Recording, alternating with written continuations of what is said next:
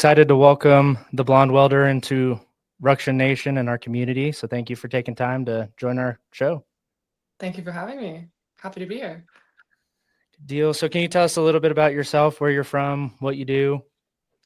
So I'm 24. I live in Canada, BC specifically. I am a industrial welder, ironworker with millwright experience. So I basically just get hired out as a welder contractor and whatever the job entails from there. Sometimes it's millwrighting, sometimes it's ironworking. And I'm always on call, so my work schedule changes a lot. The work is not consistent. So these days I've been home. But most of the time, I am a traveling welder. It's fun. How did you decide that that's what you wanted to do?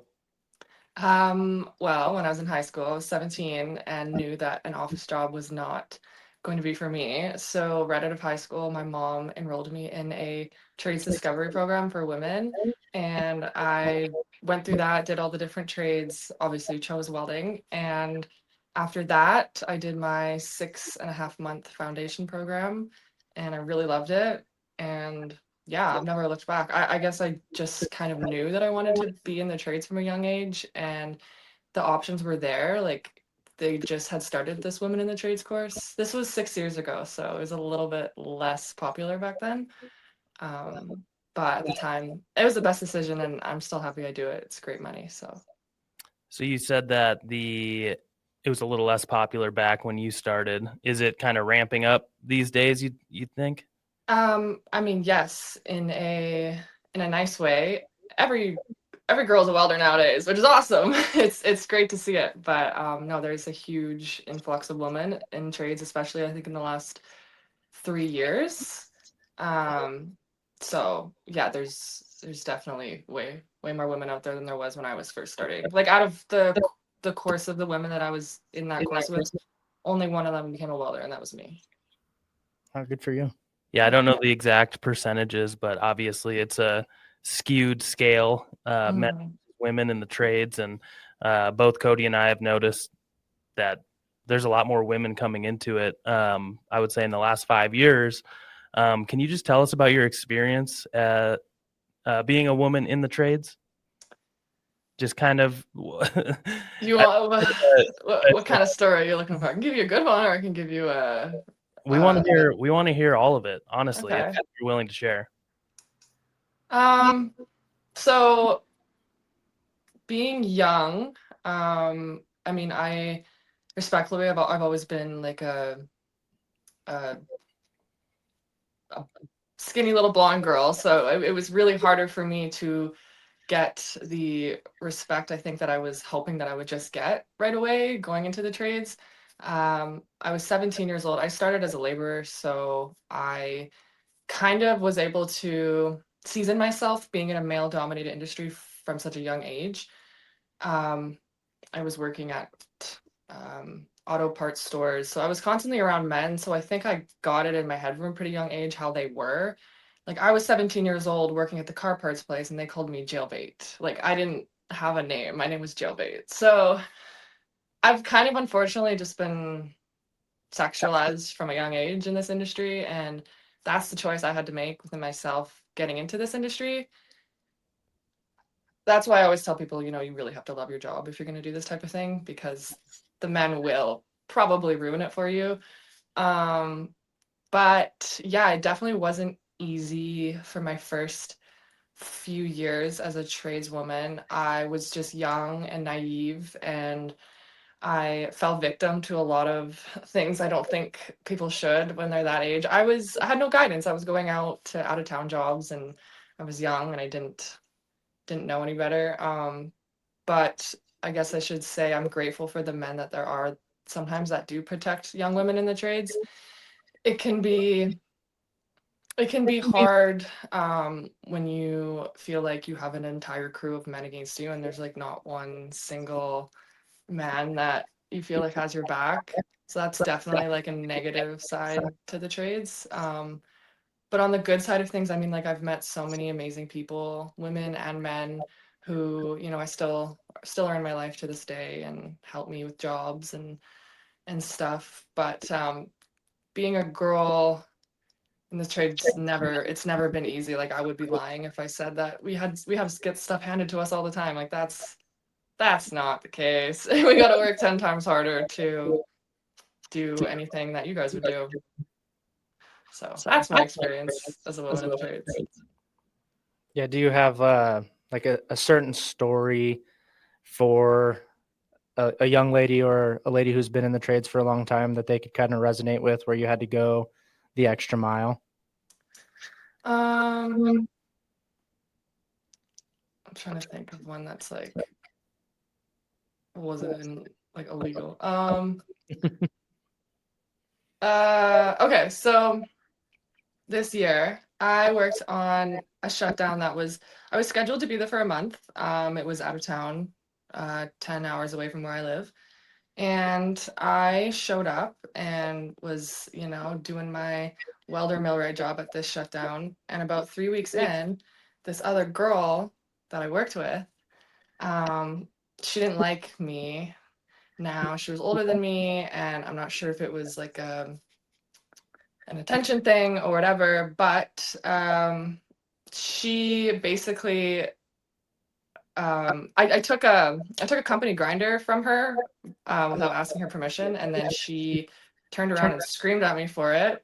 And then after work, tried to fight me in the parking lot for taking her grinder. And then basically the next day, I came in and I was fired. So if there's one lesson any young woman in the trades can learn is don't trust everybody, and especially don't trust other women that try to be your friend right away, because a lot of them don't like you. They just want to be you. And you got to watch who you trust in the industry, because one day you'll be smiling and happy at work, and then the next day you'll be laid off over a girl who probably was sleeping with the right person. Yeah, I mean, obviously I can't compare anything that I've experienced to being a woman in the trades. But your story does sound familiar. I mean, we kind of dealt with the exact same kind of scenario between two guys. Someone borrowed someone else's tools without asking, and yeah, it just construction or industrial welding or manufacturing or any skilled trade industry. We talk about this a lot. There's just egos that you got to deal with. A lot of egos. And I mean, for me personally, just kind of setting my ego aside, and sometimes that can be kind of a snowball effect. If you say your ego aside, maybe the next guy will, and the next guy or gal will, and that sort of thing. Does that resonate with you at all? Or, I mean, you deal with a lot with yourself? Yeah, I think it's like sometimes high school and hard hats for sure. Like, you have to deal with a lot of personalities, and fights happen and disagreements happen, but we definitely live in a world where it's a boys' club, and if you're not nice to the right person, then you're not gonna get the job. And that's where it's like it's shitty, because we have guys with egos and want to have this boys' club, and then there's no room for anyone else that's actually just there to like show up and do their job and not care about drama or touching company tools. So how do you personally get through all of that? Do you have to have a certain mindset going into work? Yeah. Smoking a lot of weed helps. I just have really just tried to emotionally regulate. Obviously this wasn't like my first time getting laid off from a job. It was just my first time getting laid off this way. So like, layoffs happen all the time. That's something you have to prepare yourself for if you're working in this industry. Because work comes and goes all the time. And I don't know, I guess preparing myself for people like in the field, I know that my goal is to show up to work and make money. And my goal sometimes used to be, well, I want to make friends, and I want everyone to like me, and I want my crew to fit in. But I realized as I got older, like that's not what's important. And I realized once I stopped focusing on like all the drama and all the work politics and who's friends with who, I realized like I actually got better at my job. And the people around me respected me more when I gave up trying to be like nice and friends with everybody. So it's honestly, it's better to just come to work, put your head down, and whoever comes to you, like you gotta see consistency in people in the workplace. You can't just be friends with people who you click with on day one, because those are the same type of people that by day 30 will sneak you out and get you fired. So Yeah, makes a lot of sense.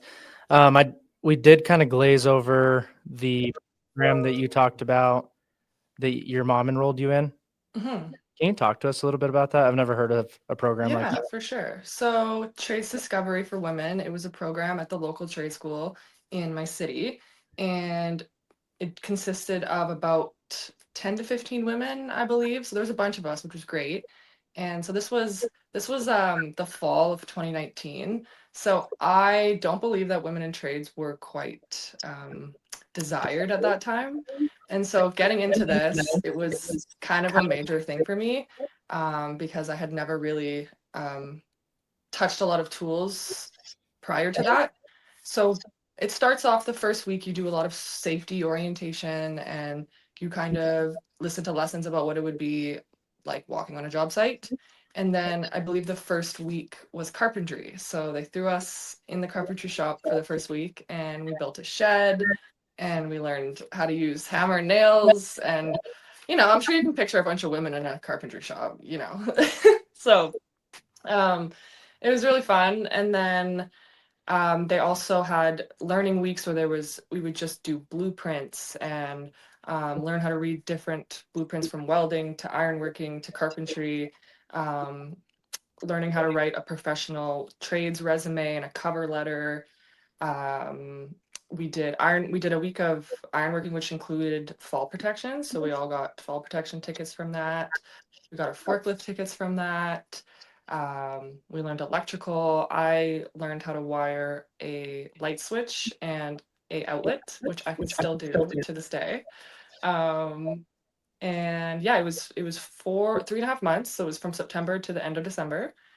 And basically, once you finish that program, you are left to walk away with your skills. You get believe fast track enrollment in the next trades program that you chose to do.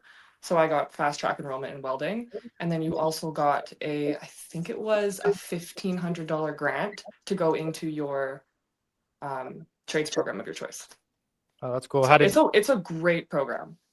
That is awesome. So is that Yeah. something that's specific to Canada, or is it like kind of everywhere? So I don't think so, just because, like I said, women in trades is a lot more popular nowadays. I feel like there is trade sampler courses if anyone was to look into their local trade school or technical school in the area. And I think if a simple search, just trade sampler course, I think that would be the best option there, because I'm pretty sure it's getting a lot more popular for people that want to get into a trade but don't exactly know what they want to do yet. Right. So how did you decide welding over carpentry? I love dirty, disgusting, rusty metal, lots of sparks flying and fires and heat, and I chose to go down the dirtiest, roughest lane possible. I couldn't tell you why. I think I just liked the aspect of turning nothing into something, you know?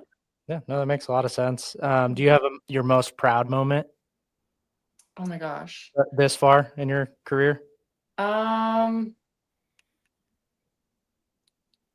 I don't know if it's I don't know if I'd say proud. Well, proud. Mm, I don't know. I don't know if it's really career related, but I mean, I sorry, I'll have to cut this. I'm stuttering. I welded at the hospital that I was born at. That's cool. So I was born at Royal Columbian Hospital in New Westminster, and a couple of years ago we were doing the full renovation on that hospital, which I thought was a really cool full circle moment for me. Yeah, that's very wholesome. Yeah. I can resonate with that. We're Nick and I are both superintendents for a general contractor here in Colorado, in Mm. the United States, and so the building that we're actually currently building, I grew up or my high school days were like 15 minutes just south of where we're at. So building in the community that kind of built who I am. So I Yeah, completely, that's awesome. yeah. Yeah.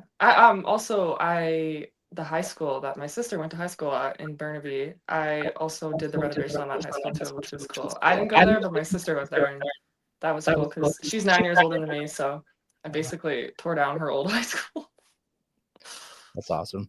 Yeah. Do you have a pretty big family that you came from, or?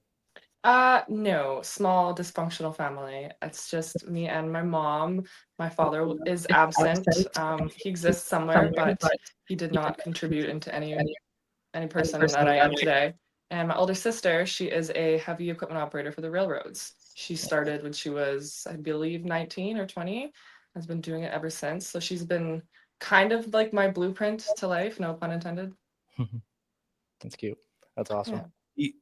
Do you have a mentor from your trade school or from any of the companies you've worked for?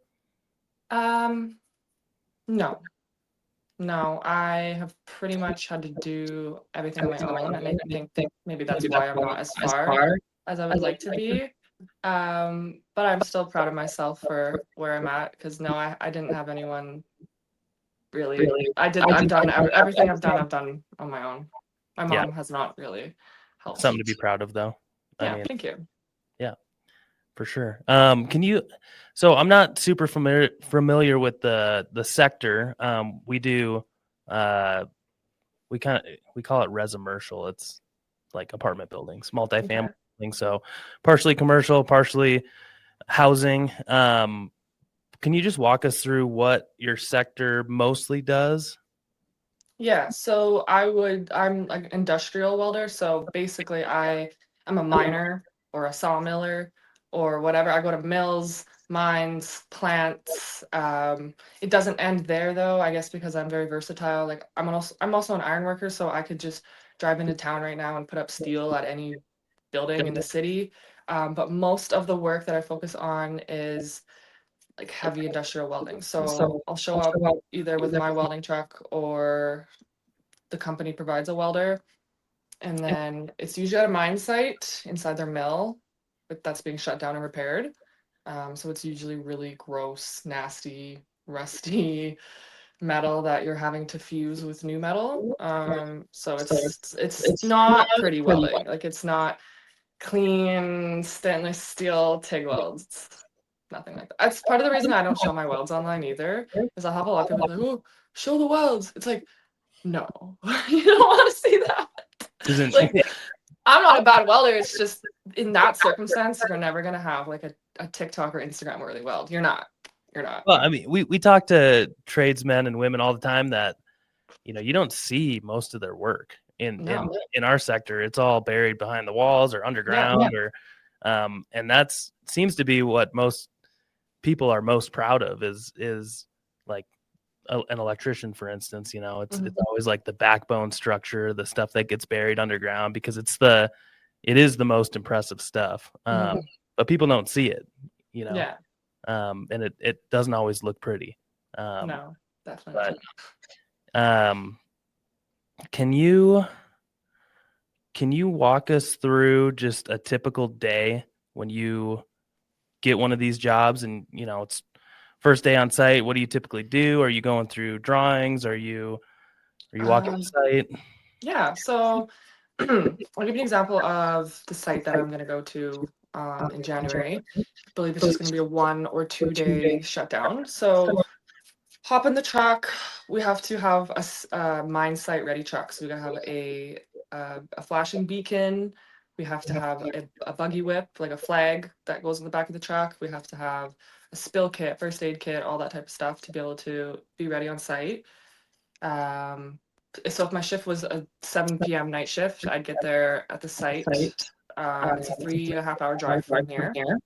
So probably leave in the morning, sleep in the truck on the way there, pull up to site at 7 p.m. Then we have to do a safety meeting, so toolbox meeting in the lunchroom, get our work orders, see what's on the agenda for the night, and then depending on what I'm doing, take my truck over there, grab all my tools, have our work order, and then we go find our work area and assess the situation of the work and figure out what we need, if we need to weld, if we're not welding, if we just need sockets and impacts, or if we need a crane. Like you never really know what it's going to look like until you show up. And then, yeah, sometimes the work orders can take 12 hours. Sometimes they can take 1 hour. So it really just depends on what we're doing.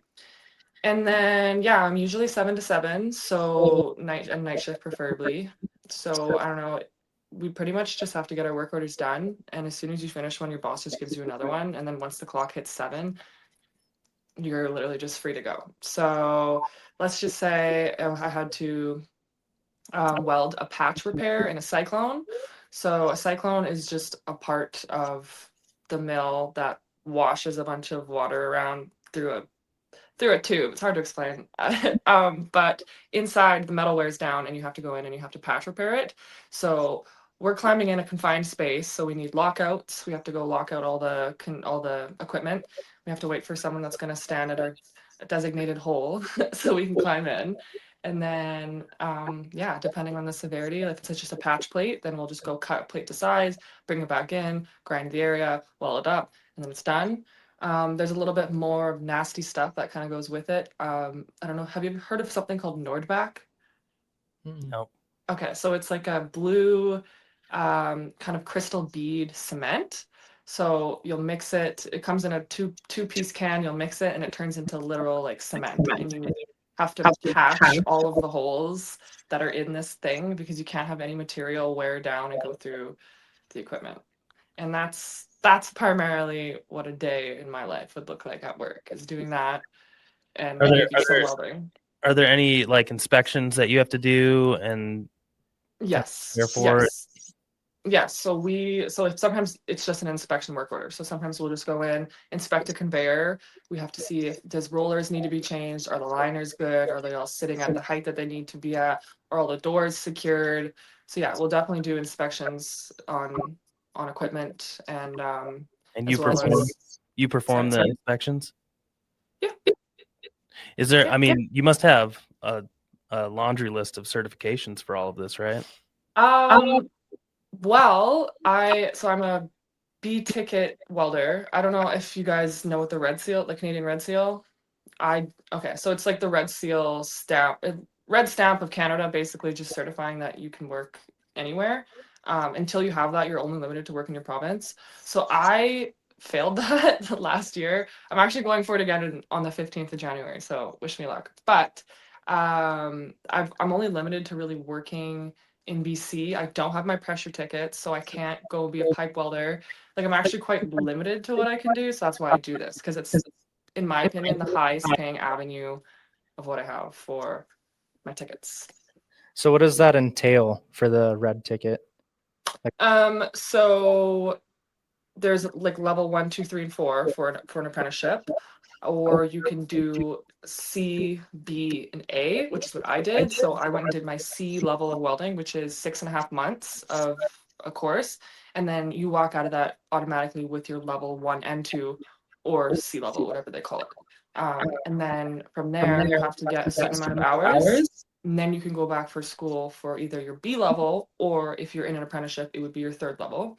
If you're in an apprenticeship and you're having to do your levels 1, 2, and 3 separately, then it's way quicker and you don't get a lot of time. And in my opinion, just way more stressful. I did them all. Like I had the time to go to school and sit down. So I did my B level and that was 4 months. And then out of that, you get the opportunity to write your Red Seal, which would then finalize your apprenticeship. You would be a journeyman Red Seal and you wouldn't have to go to school or any of that ever again. However, in BC, it's a little different. So to be a journeyman, even though I have all the hours and all that in the school, to be a journeyman, you need your Red Seal. So the Red Seal, it's a 125 question exam. You get 4 hours, and it's basically just an exam on anything and everything to do with welding. Anything and everything. Is it Sorry? open book? Is it open No. book? Show? No. I failed by 7%. Oh, Yeah. that sucks. I know. So you're doing it again this year?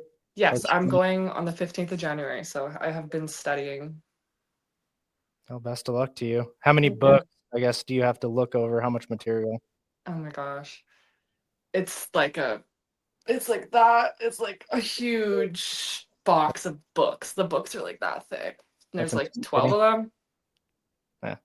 Yeah. So gotta get at her. Can you share a lesson that you've learned along the way, whether that was a mistake or something that you did correctly, just a lesson for any young welders out there that are thinking about the trade or already in the trade? Okay. Number 1, don't sleep with your coworkers. Number 2, don't do drugs with your boss. Number 3, don't drive drunk with your boss. Number 4, show up every single day. And just because you're friends with your boss does not mean that you get any sort of shortcut. So And don't have separate sex with your boss. separate personal life and professional life is what I'm getting at. Yeah. All right. Yeah, exactly. Keep your work life and your personal life completely separate. What about on the job? Okay. Your old timers are always going to be the ones that you learn the most from. So definitely respect the guys who have been there for a long time that you may think are stupid and outdated, but in reality know the most. And I think a lot of young kids nowadays think like, oh, I'm going to replace the old guys. And it's like the old guys are the reason that you guys are here. Like you need to learn from the old people, take people's advice, don't have an ego, don't be stubborn, and you have to be safe. I think a lot of people's egos is what gets people hurt nowadays. I mean, I don't know if you guys see anything on the news down there, but we had two deaths at the mines, both ones that I work at, days after I was there, and I was like, holy shit. So if there's one thing, like be your brother's keeper on the job. And if you work for a company where they try to rush you instead of enforce safety, you don't want to work for them. And I think there's a lot of people out there who think that there's like loyalty to jobs. And I think we got to defeat that stigma a little bit, because I think you should only be loyal to people who protect you and who can better your life. And there's really no point in being loyal to a boss who's going to put you in an unsafe position just to rush the job.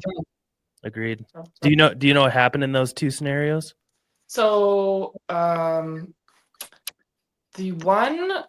first one that I heard about was actually at the coal mine that we were at. It happened the day after we left.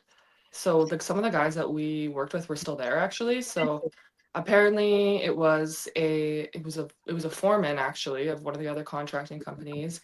And I don't know, I think the story is that he just went to go look for another job somewhere in one of the silos, and then a piece of equipment started up and he fell into the silo and they couldn't find him. So that was obviously really scary. But then, when you hear the story, you kind of think, well, that's not really positions I'm putting myself in ever. Like that's a lockout violation, right? Like somebody clearly screwed up there, because all that equipment should have been de-energized or locked out. And obviously if he was in a place with running equipment, then you have to know the risks, unfortunately. And the other one was a truck driver, like pickup truck driver, that got run over by one of their bigger trucks. Sorry, that's not funny. But I mean, we've seen crazy stuff happen too, where it's just so random like that. Yeah. So, and then actually shortly after that, the bus that takes some of the mine people up to the mine that I'm going up to in January crashed, not killed, sorry, but injured like 11 people on the bus. I was like, what the hell is happening right now? Like it's scary out there, and I'm kind of happy being like off work these days. Yeah, no kidding. Do you think any of that has to do with like repetition, complacency, or anything like that?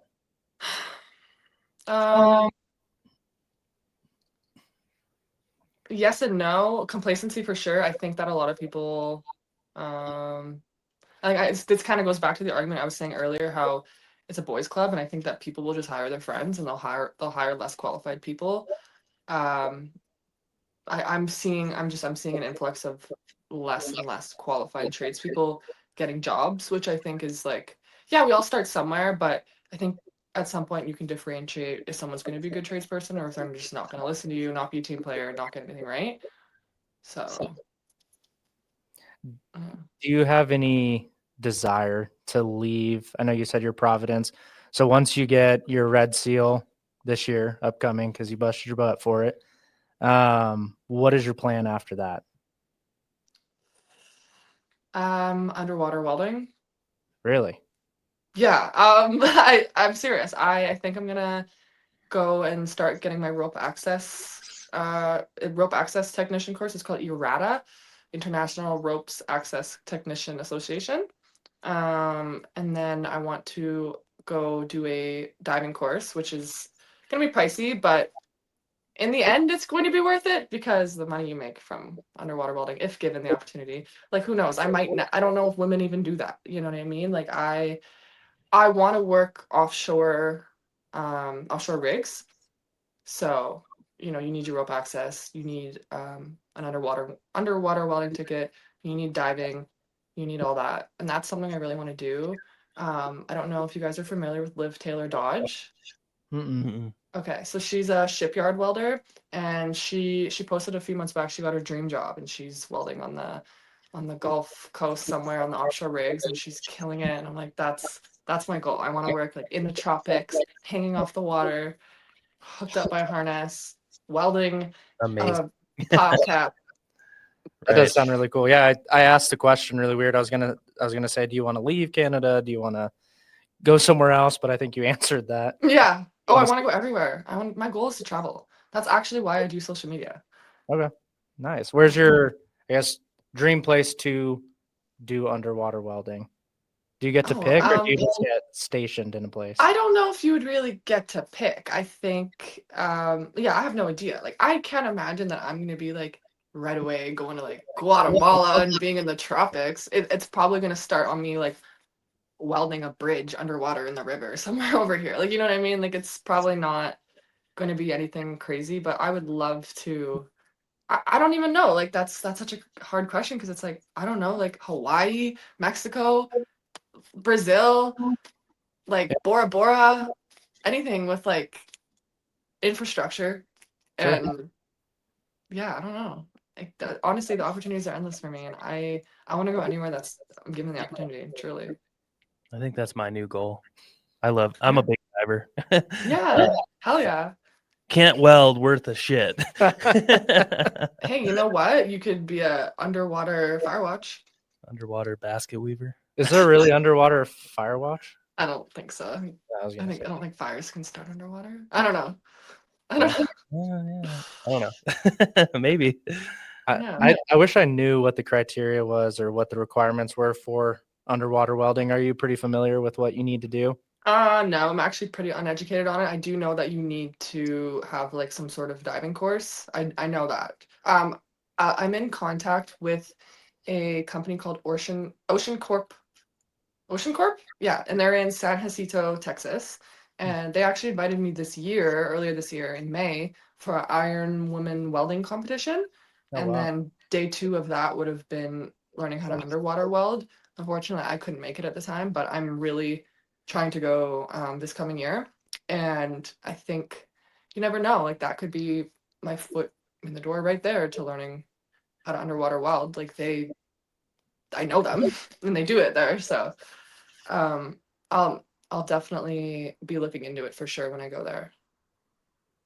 That's badass. Yeah, thank you. That's really cool. They always come like the videos. I don't know. Social media does a good job of like making things look really cool. And they like, Agreed. I'm like, Underwater man, welding is how do you- cool, no matter how you look Yeah. at it. yeah. I guess there's always a dark side too. I There don't is know. a dark side. I'm pretty sure you can die like really easily. You could die doing anything though. That's true. That's a good way to look at things. But I mean, your probability, right? Your opportunity is probably far greater Yeah. in underwater welding. Yeah. Can you tell us a little more about yourself, just outside of work? I mean, yeah, Yeah.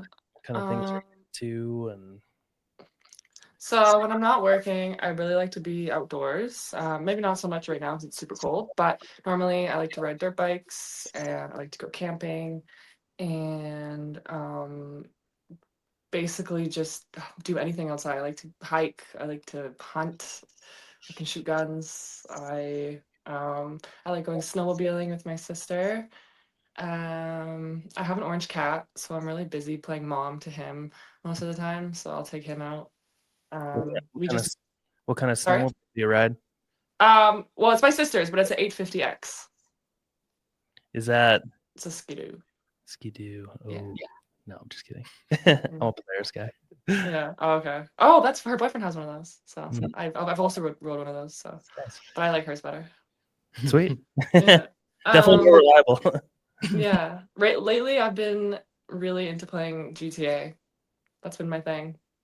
Nice. That's what Yeah, I've I'm been doing sure in my free time. that helps the winter months go by. It does. Yeah. Um, I don't know. I'm pretty gypsy. I move around a lot. I haven't had a solid home in a long time. I really like the lifestyle of traveling and moving around. Um, I grew up in Vancouver, but I quickly moved away when I was like 19 or 20 to way up north. I moved all the way up to Alberta by myself, and then I went to Port St. John, northern BC by myself, and I've traveled across Canada all the way to Ontario by myself. I really just like to live and frolic in my independence as a young woman. Any travels outside of Canada? Not for the past 5 years. Just because I don't, because of COVID and everything, that kind of I couldn't really travel, and then Mhm. um, I'm a little, I'm a little scared right now to leave the country. Um, Yeah. but I am planning on coming to Vegas in February. Um, you might have to cut this part out, but I'll tell you guys, I'm going on a ambassador trip with Trollco. So they invited me. It's in February. It's in Vegas. It's 3 days. They haven't announced it yet, so I'm not allowed to say anything. But I'm fucking pumped for that because it'll be my first ambassador brand trip, and I get to go in the States. It's all expenses paid. Wow. And then I will be traveling to Texas this coming May for the welding competition. I'm also looking into coming for Fab Tech. I don't know if Nice. you guys heard of that, but Mhm. Yep. yeah, Nice. That's really cool. You've got a whole year ahead of you yes, here in the I'm very States. excited. I'm That's excited, scared, but excited. yeah. So that's February, May, and then when's FabTech? Is it in the summer or is it in the spring? I don't know. I have no idea. Yeah, I'm not familiar. Sorry. No, I don't. I'm not familiar when the dates are, but yeah, we've both heard about it. So I had a question earlier. What's one thing that most people would be surprised to know about welding? Mm, I guess one thing that you were surprised that you had like the wrong idea about, or that you just didn't. okay. I think that in welding school, it can prepare you to weld very generic joints. Like they'll prep you very generic pieces of metal to weld, but in reality, when you get to the field, it is so much harder. Sometimes you're upside down, ass up, face down, legs over here, like welding in the craziest spaces ever. And I think that's something I wasn't prepared for too, and especially if you're a skinny and small person, be prepared for your company to stick you in all the tight spaces. And it's like welding school was hard, like learning how to weld, but learning how to weld out of position is even harder. So my thing was definitely like once I got out of a shop, like everything changed. So that was definitely the shock. Is fabrication shop welding very different from field welding? Sure. What's Yeah. more difficult, the positions you need to be in the field, or like the condition of what you're welding? Or pretty Oh, I think it's like 50-50. I think both really? can be just as bad. Like I've had to weld sometimes where I'm walking in like 2 feet of water. Like I'm wearing boots, so it's like it's okay. But I mean, there are a lot of people out there who would definitely be like, "Ew, I'm not doing that," and it's like, the kid ain't gonna be in a shop. You know what I mean? Like the pay is where it's at with the field jobs. So Sure. yeah. Where do you see yourself in 5 to 10 years? Sports Illustrated swimwear model, front cover, blue collar women edition. 10 years, I don't know, living in my mansion in Texas with my animals and my custom welding shop and my guns and my rich famous welder husband. What's your dream? What's your okay? So let's say you do get your $1 million mansion in Texas and your custom weld shop. What would you be welding? What? So my goal is eventually to have enough space where I can weld custom art. So I would like to get into sculptures or just any sort of like literally any sort of custom anything. Like if there was anyone who wanted me to weld something for them, like I have like my Instagram. Obviously, I'm really hoping that that gets to a point where I'm able to monetize and like sell, I guess, in a sense where I could, post a video of me welding a sculpture and then someone's like, "Oh, I want to buy that for 50 grand." Like Mhm. that's kind of my goal is to be able to work hard now and then reap the rewards of my hard work in 5 to 10 years where I can just have my own home shop and then still be able to make money with my skills. But right now, I think I'm really just trying to not do anything too permanent because I don't know if I'm going to be staying like in Canada for the rest of my life. Just because I think possibly like there's a whole other side, I guess, of just the blue collar and the welding stuff that I'm interested in. Like um I'm 6 foot tall and really skinny and blonde. I have had the potential to go into modeling, so I might take that route, which is something that I think nowadays social media is the number one currency. So if you're not on social media and you're not trying to brand yourself, then what are you doing? And I know that every other girl out there nowadays is tall, skinny, and blonde and blue eyes. So I had to make myself a little bit more authentic and go down the blue collar route. Because obviously attractive women in a male dominated space, I hate talking about myself like that. Attractive women in a male dominated space is more rare. So I'm just trying to capitalize on the niche and hopefully grow my wallet and my platform in the next 5 to 10 years and then be able to reap the rewards and keep doing my art. That reminds me of a story. I was doing a job back in 2017, and it was this big development, and we had all these light poles, like street lights, that we were installing. And the city I was working in was like, you bought the wrong light poles. You need to get these ones. And we're like, oh shit, we already bought them all. They're sitting in a pile over there. They're like, I don't know what to tell you. Get the right ones. Oh no. And so I was like, what do I do with these 30-foot tall? I had 30 of them, and they were 30-foot tall light Shit. poles. And so I listed them on Facebook Marketplace, or I guess Craigslist back then. And this guy comes and he's like, "How much do you want for him?" I'm like, I don't know, $4,000. And he's like, "Okay, yeah, I'll go get a trailer." And I'm like, "No way. What are you gonna do with these?" He's like, I'm an artist, and he was a welder and an artist, and he made this big like octopus thing or like spider thing out of the light poles. Really? It was for like another municipality bought it from him, and it's up in, I think, like Fort Collins, Colorado to this day. You probably made a good. That's amazing. Yeah, it just That's reminded me. awesome. Yeah. So Yeah, you can that's my goal. Literally, I search marketplace all the time for little things. I'm meant to go get some horseshoes actually this weekend. I want to make some horseshoe stuff, like you can make wine bottle racks or shoe hooks or anything. So yeah, that's really cool. I'm really interested in that stuff. Yeah, it was definitely interesting. Um so it sounds like you're an artist too. Do you do other art, or Um, well, It's hard because I don't like I have my own little setup here, but I mean I don't have anything too like really crazy to go ham on here. So I mean I made, well, I don't have it in here. I would show you, but I made like a little ashtray.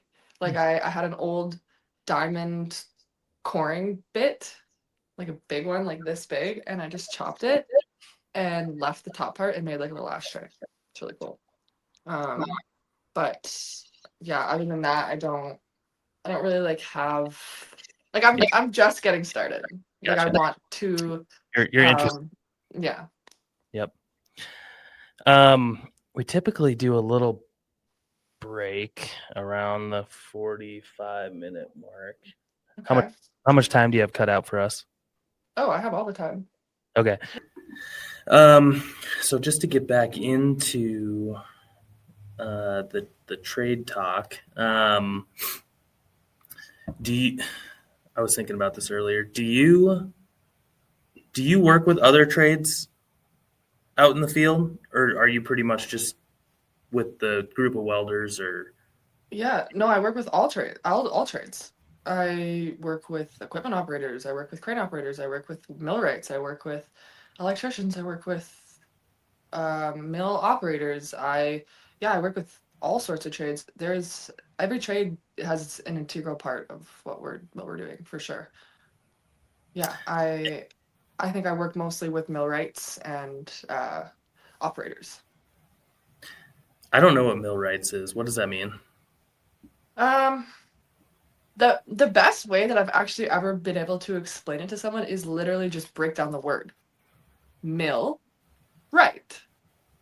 Your job is to make the mill right. Your job is literally to go in and fix.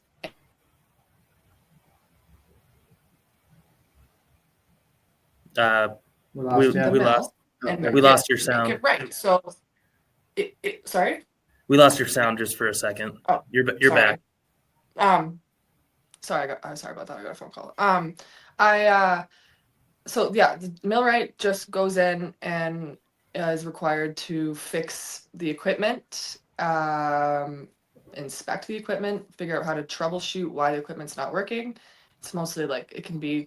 There's so many sectors of millwrighting. Like there's the mills, like the plants and the conveyors and the rollers and the hydraulic pump systems and the feed systems and all that stuff. That's a little bit more complicated on my end of stuff. I don't really do anything that requires like numbers with like pressure valves or hydraulics and stuff like that, or motors, and I don't deal with stuff like that. I'm mostly on like the structural side of it, but the millwrights are the ones that like if there is a feed chute system that's like down and not running, the millwright's going to be the one that figures out how to fix that basically.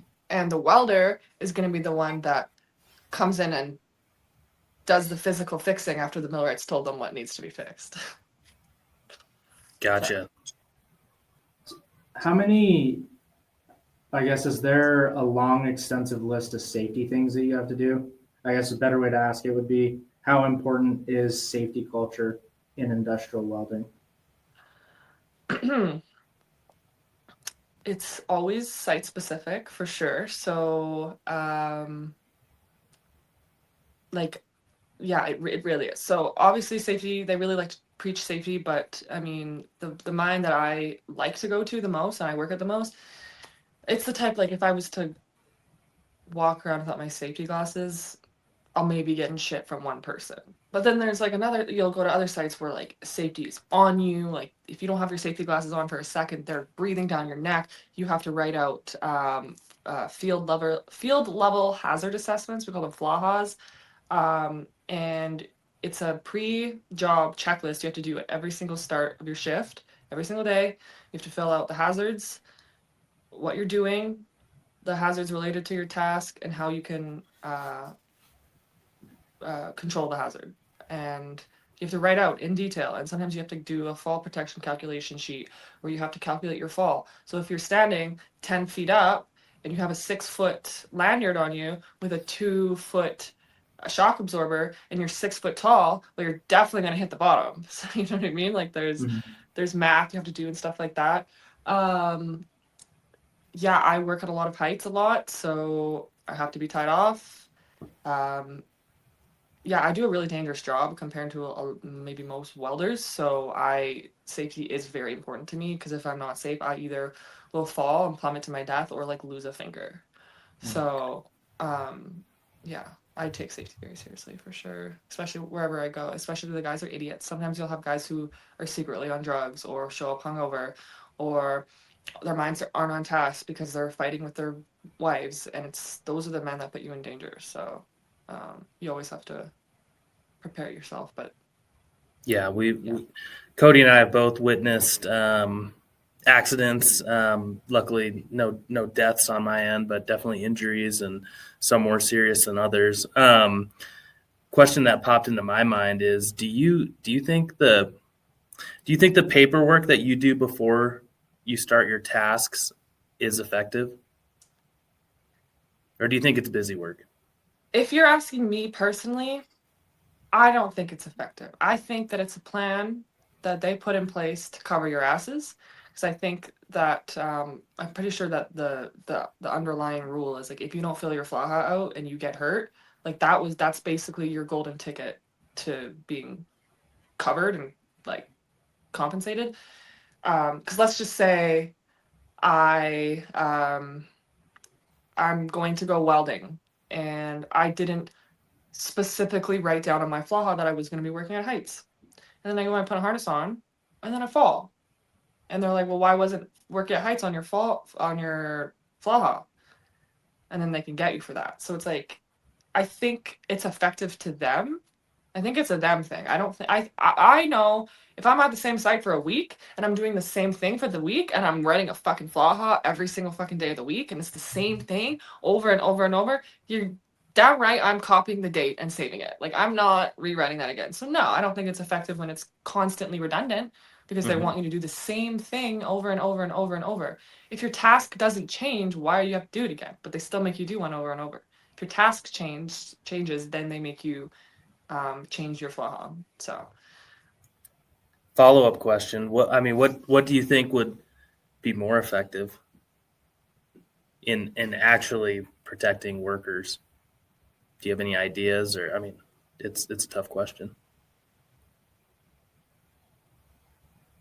I mean, it's hard to say, and knock on wood, I've never been hurt in my life. I've never put myself in a position where I was unsafe. And yeah, I know shit happens, but I can almost name every incident that I've heard about where something happened, but I'm like, you could have easily avoided that. Like that was Mm-hmm. preventable.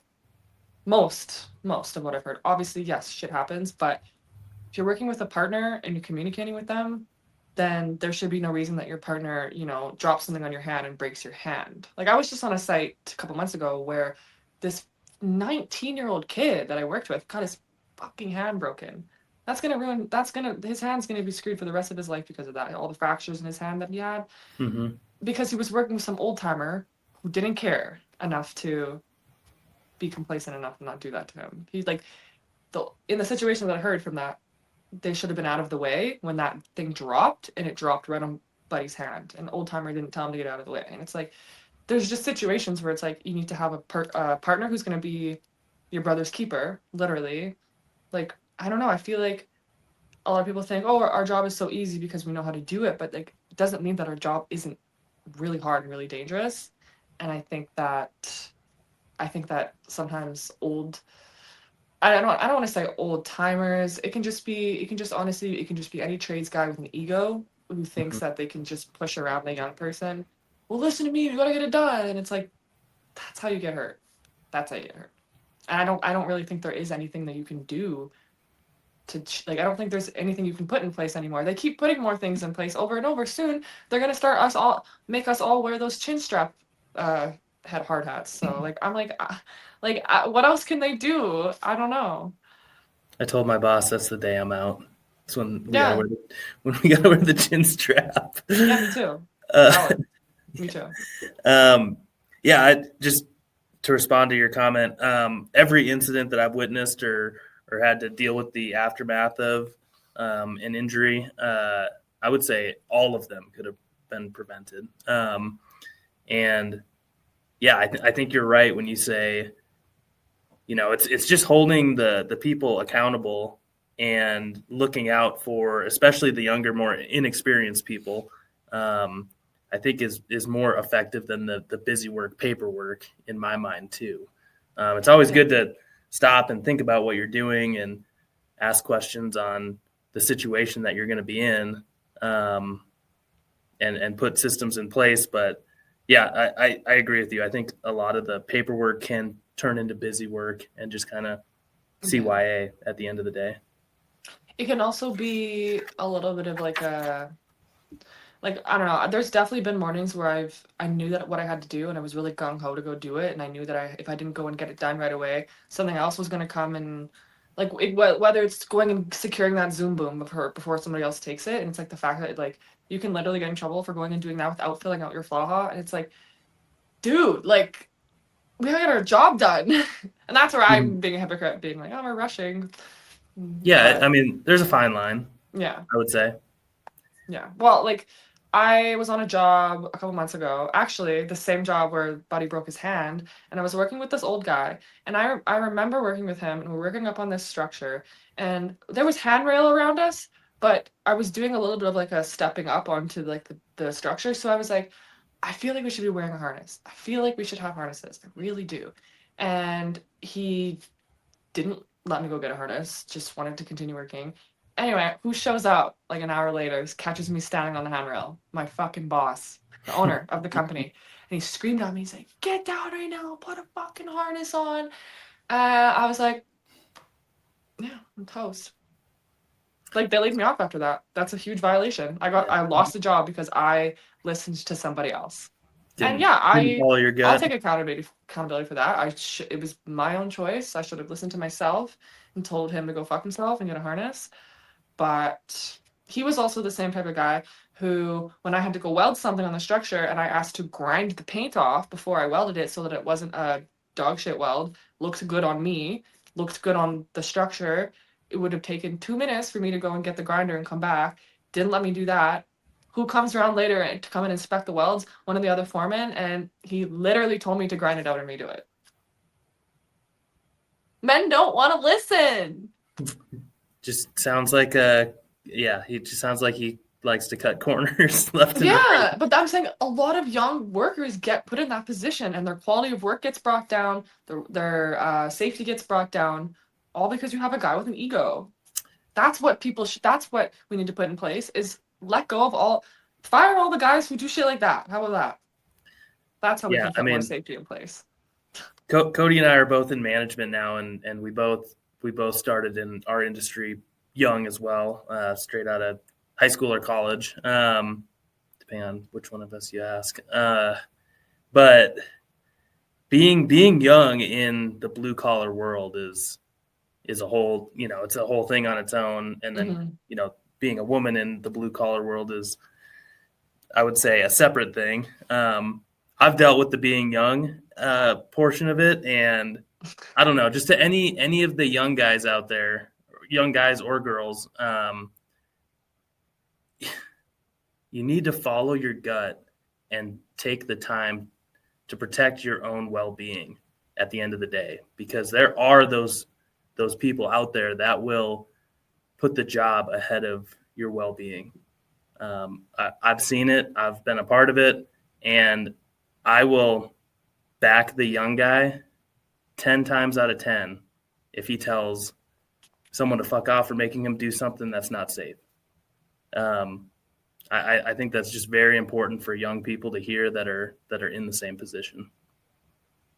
So how do you do that? And in your opinion, for being in those scenarios where you've had to cut, not you cutting corners, but you didn't take the extra minute to say,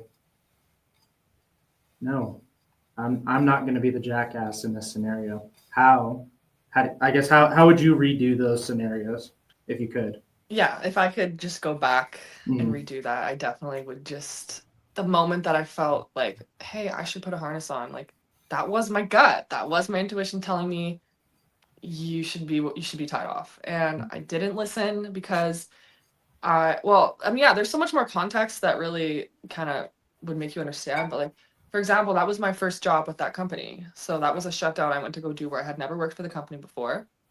Number two, it was a really, really good company that I was trying to get on with for so long. Like I was trying to talk to any guy that worked for them to try and get me on their crew. And then when I finally did, that was the shift that I was given, was that shutdown. They were like, themselves were all stressed because they, within the first day, they had someone on that crew break the crane, like shock load the crane inside the mill. And then the second day, that kid broke their hand. So it's like they had all of this stuff going on, and then it was the fourth, I think it was my last day. Yeah, it was my last day. It was a 4-day shutdown. It was the last day, and my boss caught me on the handrail, and I was just like, holy crap. And I I kind of knew that I might have been done after that, because like that's such a huge no-no. Like that was one of the sites where safety was 100% all the time, and they had already had a couple incidents. I think they just saw me as a liability, literally. And yeah, the boss ended up calling me a few days later and told me that yeah, basically just said I was like a liability. And I was like, thanks.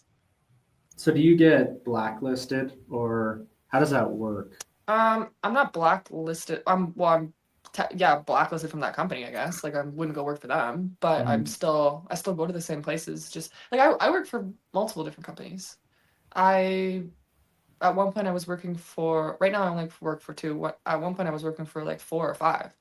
It just depends on who calls you out to a job. So, but that company let me go after that. It is what it is. It's fine. You might be lucky for getting out of that one if they had so many incidents going That's on. that's what I said. I'm like, okay, out of all the stuff that you just happened, you're worried about something that didn't even happen with me. You're worried about a near miss with me, even though you had all of that going. I'm like, okay, whatever. I don't want to be part of that anyway. Sounds like a ticking time bomb, Exactly. unfortunately.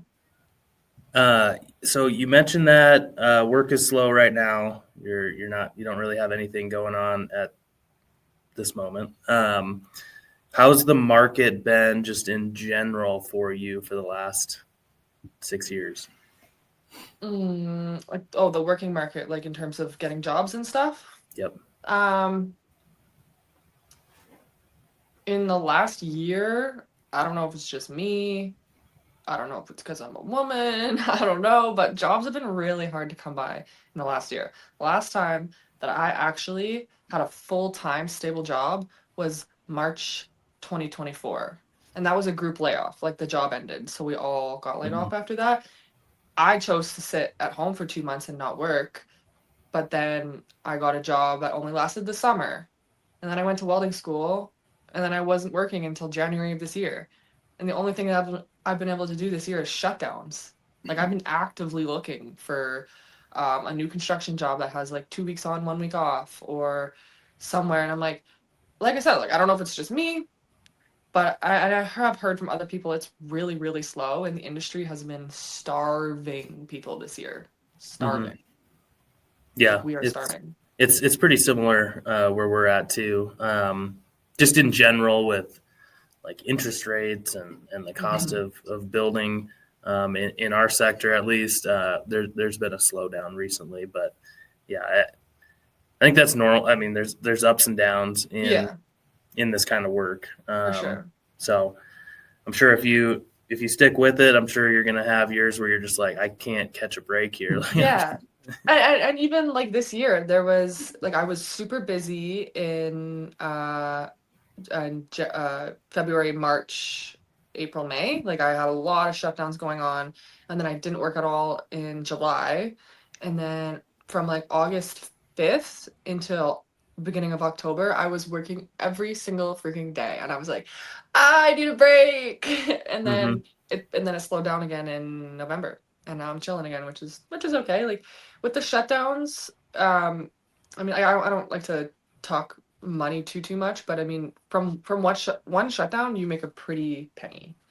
Like, so it can keep you by for a while. Like, obviously, I don't have kids, I don't have a mortgage, I don't have all that, so it's a lot easier for me as a young woman with a truck payment. So I've just tried to balance my shifts and balance the paychecks that I get from that. Like I haven't worked at all in December. We were supposed to have a shutdown on the 15th to the 17th, and they canceled it. Like they called us all and they were like, sorry, we don't have the work anymore. So then they cancel it. And I'm like, that just is what it is. You know what I mean? Like, there's literally nothing you can do about that. And you just gotta wait for the next one. So it's like if you don't have income from the last month, then it's like a lot of people would be screwed. But it's like that's why I rely so heavily on social media. I make a pretty good amount from my commission-based collabs and just my following, and that really helps me get by in the slow months. So how did you know, I guess, was there a moment in your life or career that you were like, I need to really ramp it up on the social media sector to get me by these lulls, if that makes sense? Yeah. That was like, yeah, for sure. That was last year. That was in the Yeah. summer of last year, right before I went to welding school. So I have been doing TikTok since 2020. When everyone started doing TikTok, I hopped on there and, started posting my girly little stuff, and then didn't really go anywhere with it. And then I went to welding school and I just started posting myself in welding, and like that translated so well. And I'm not trying to be like, oh, woe is me here, but I know that I was one of few old timer blue collar girls on TikTok. Not so much anymore, but at the time there was nobody else that I knew that was doing that. And any time I posted any video of me doing anything with a welding helmet on, it would blow up. And that was like fall 2020. So that was like 5 years ago. And so I got like a good 10, 20,000 followers from that. And then, but I just was also kind of in a period of my life where I wasn't as confident as I am now. I didn't really come into who I am, I guess, yet. And so I was way more nervous, way more shy, way more insecure. I did not want to post anything. I was scared. I was too nervous. And so then it was like 2022, I think. I posted a couple more videos that like went really viral of me like looking cute, like with my blonde hair and like my welding helmet and stuff, and that did really good, but still wasn't really like fully into it yet. And then 2023 something just like clicked and I was like, okay, I'm gonna start pushing on this like a little bit more. And I posted a few videos in the spring. They all blew up. I actually got like a 2 Savage glasses order sent to me in the mail from them. And this was back, I had like probably like maybe 20K. Like it wasn't, I don't, not that I have that much right now. I only have 50K. But all of my influx of followers came really from like summer of last year until now. So I've really been busting on my social media since probably, yeah, May or June 2024 till now. I started my Instagram account, like my Blonde Welder one that has almost 40K. I started that account maybe like a year and a week ago today. Like I started it like end of November, early December of last year. And I had already hit well over 30K in like September, October, I think. And it's like I haven't even had the account for a year and I'm almost at 50,000 followers. My TikTok is at 50,000 followers now. I realized being laid off last year, not making the money that I once was, I'm like, okay, I have to figure out something else. And if anyone that doesn't know, like social media is the number one currency nowadays. And if you're not on social media, you're not making money. And that's just facts. It's true. I guess what keeps you going on the hardest days? There's got to be like moments where it's like, Yeah. you know? Yeah. No, I felt really defeated after that shutdown I just had where I got laid off after something that wasn't in my control. I don't know. I guess I've done a lot of work mentally, emotionally, physically to try and desensitize myself to stuff like that. And I don't know. I've really been through some tough shit. Here's a story. I was 22. I was an ironworker apprentice for the union, and I had guys, journeymen, throwing shit at my feet, saying, "Carry this, bitch." Like I had men do horrible things to me. it's really like, I hate to say it, but like I am so desensitized to it nowadays that nobody really messes with me like that anymore, I guess, either, because I'm, like I said, I really did a lot of growing and came to myself and in my confidence. And like, I tell grown men to F off now. I'm not afraid to hit a man. I'm not afraid to sack a man. And that has been shown on job sites before. And I haven't been fired. So I guess, how do you get to that point? You know, is it just over time you have a threshold and it's just you're done, or?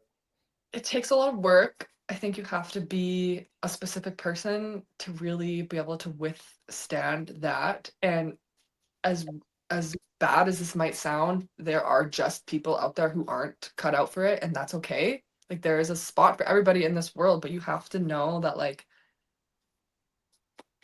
there's no point in stressing yourself out over something you cannot control.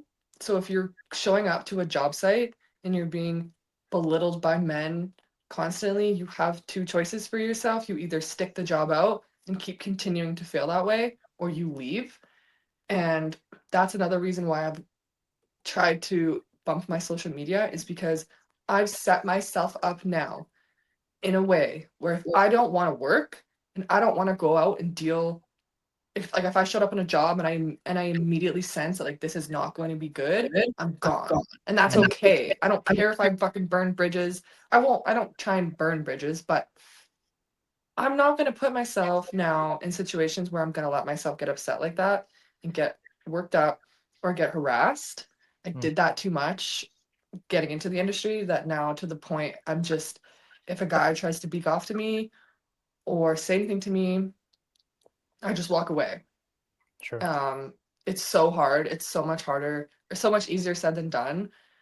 But I feel like a lot of women come into the trades thinking that it's me against the men.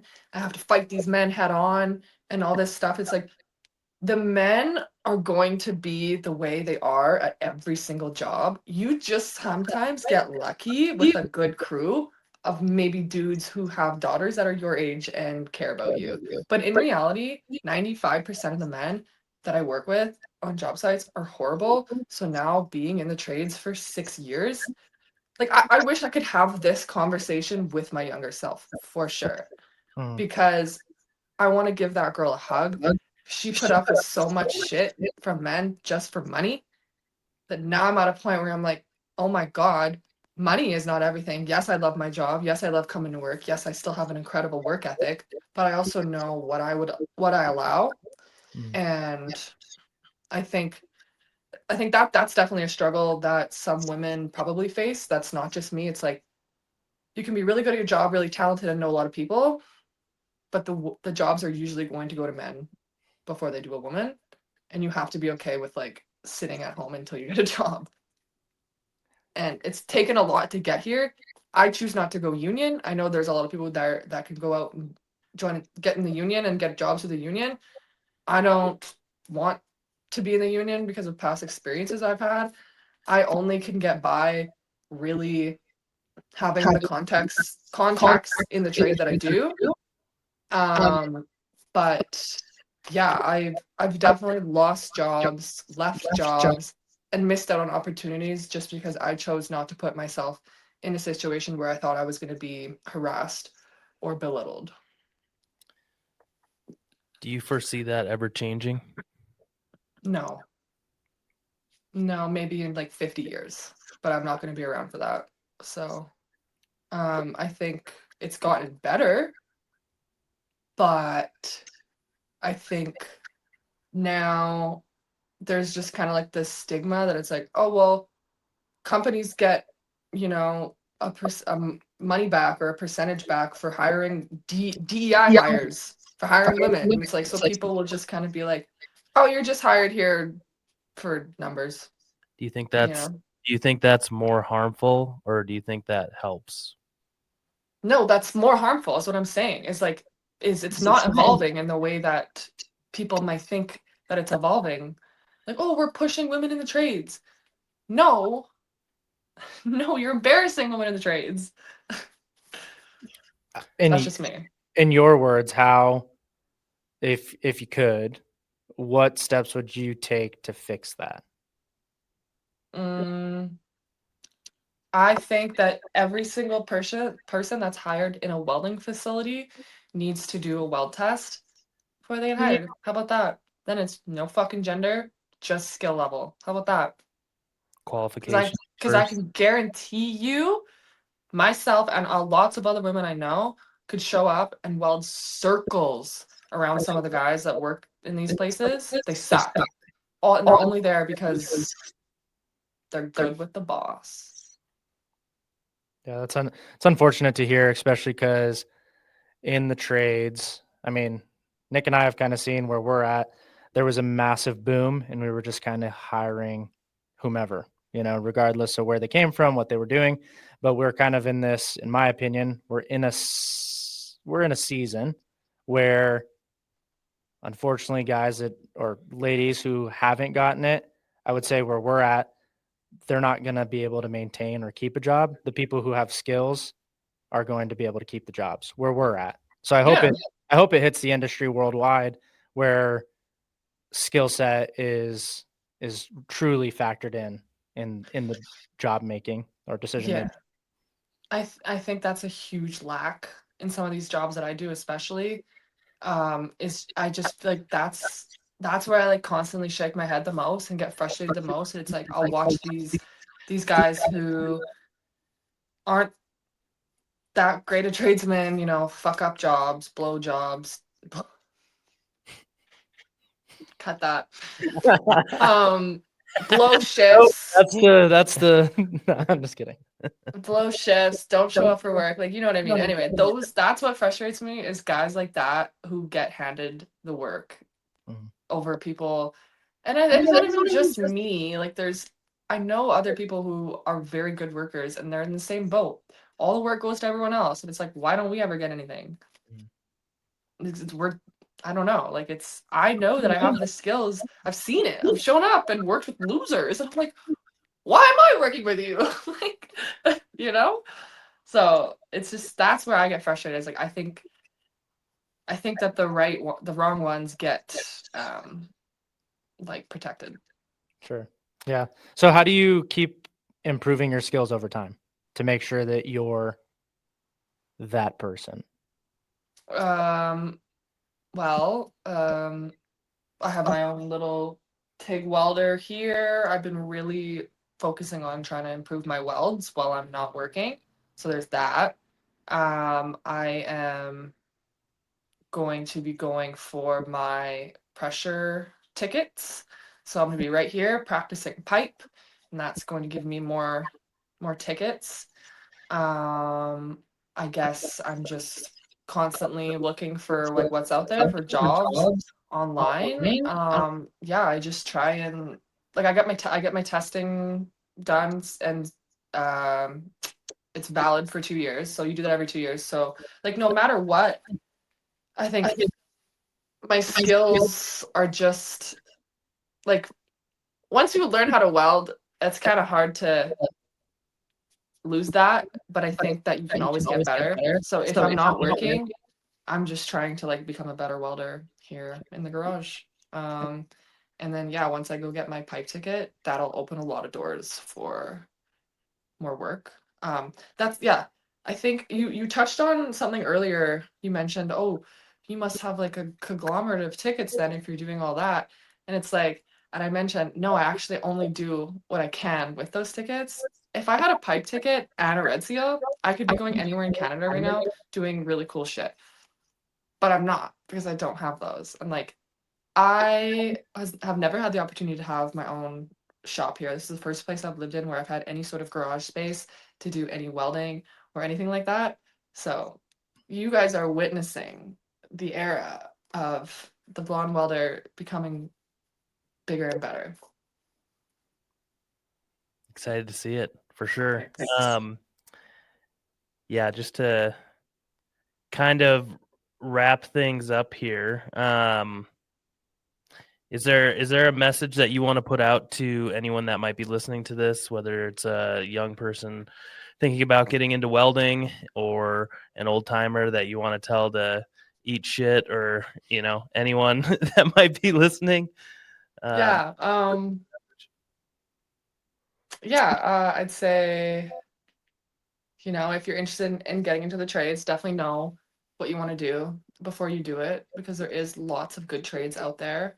And, there is times where, even though I became a welder, there is times that I wish I chose another trade.